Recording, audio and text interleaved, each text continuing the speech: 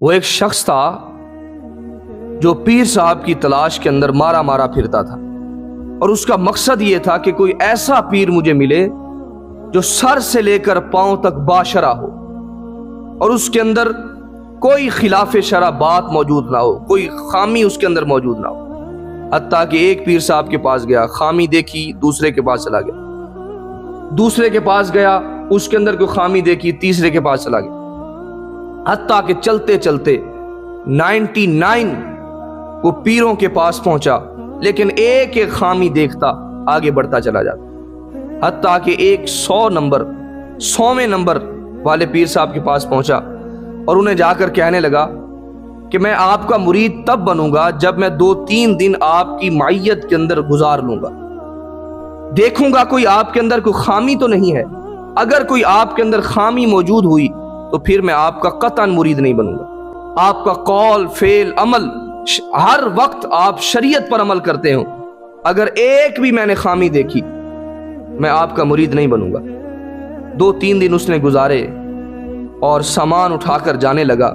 پیر صاحب نے بلایا، کہا کیا ماجرا ہے؟ کہا میں نے وعدہ کیا تھا اگر ایک بھی خامی نظر آئی تو میں آپ کا مرید نہیں بنوں گا، لہٰذا میں نے آپ کے اندر خامی کو دیکھ لیا۔ پیر صاحب بڑے زیرک آدمی تھے، وہ کہنے لگے کہ دیکھیے تم 100 پیروں کے پاس گئے ہو اور ایک ایک خامی وہاں سے لیتے آگے بڑھتے چلے آئے ہو، کاش کہ تم ایک ایک خوبی جمع کرتے آتے۔ آج تمہارے پاس 100 خامیاں موجود ہیں، اگر تم ایک ایک خوبی جمع کرتے آتے تو آج آپ کے پاس 100 خوبیاں موجود ہوتی۔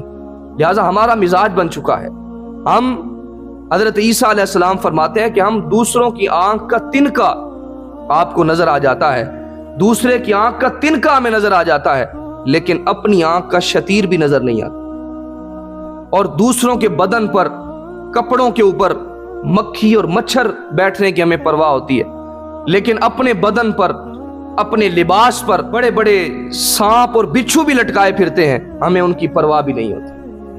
لہٰذا ہم دوسروں کے اندر عیب تلاش کرنے کی کوشش کرتے ہیں، اپنے حال پر اور اپنے اعمال کی طرف ہماری نظر ہی نہیں جاتی۔ بہادر شاہ ظفر نے کہا تھا، نہ تھی اپنے اعمال کی ہم کو خبر، رہے دیکھتے اوروں کے عیب و ہنر، پڑی اپنے گناہوں پہ جب نظر، پڑی اپنے گناہوں پہ جب نظر، تو نگاہ ہمیں کوئی برا نہ رہا، غم عشق تو اپنا رفیق رہا، کوئی اور بلا سے رہا نہ رہا۔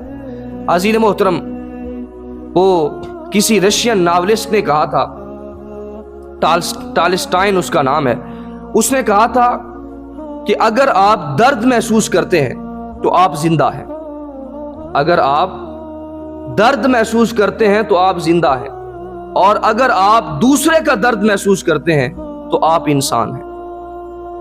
اگر آپ دوسرے کا درد محسوس کرتے ہیں، یہ بڑا مقام ہے، یہ بڑی بات ہے۔ درد دل کے واسطے پیدا کیا انسان کو، ورنہ طاعت کے لیے کم نہ تھے کرو بیاں، تو درد دل کسی کا دکھ اپنا دکھ سمجھنا، کسی کا غم اپنا غم سمجھنا۔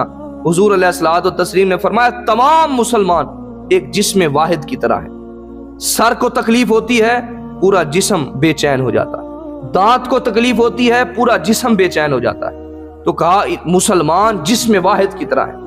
قرآن کہتا ہے انما المؤمنون اخوہ، مومن آپس کے اندر بھائی بھائی ہیں۔ تو یہ پیار، یہ محبت اسلام چاہتا ہے۔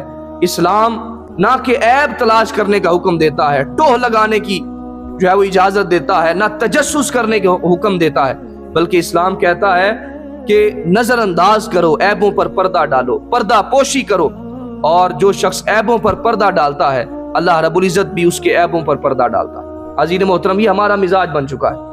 وہی رشین ناولسٹ ٹالسٹائن کہتا ہے کہ مجھے اپنے مذہب کے بارے کے اندر مت بتاؤ کہ آپ کا مذہب کون سا ہے، آپ کس دین پر عمل کرتے ہیں، مجھے آپ کے کردار سے، آپ کے عمل سے سیکھنا ہے اور دیکھنا ہے کہ آپ کا مذہب کون سا ہے۔ ہم لوگوں کو بتانا چاہتے ہیں کہ اسلام کیا ہے اور اسلام کتنا خوبصورت دین ہے، لیکن اپنے عمل سے، اپنے کردار سے ہم اسلام کو دکھانا نہیں چاہتے۔ بتانا چاہتے ہیں ساری دنیا کو، لیکن اپنے عمل سے، کردار سے اسلام جو ہے وہ دکھانا نہیں چاہتے، پریکٹیکل نہیں دکھانا چاہتے۔ یہ ہمارے اندر کمزوریاں ہیں، یہ کمیاں ہیں۔ وہ قول فعل کے اندر تضاد، یہ ہماری سب سے بڑی کمزوری ہے۔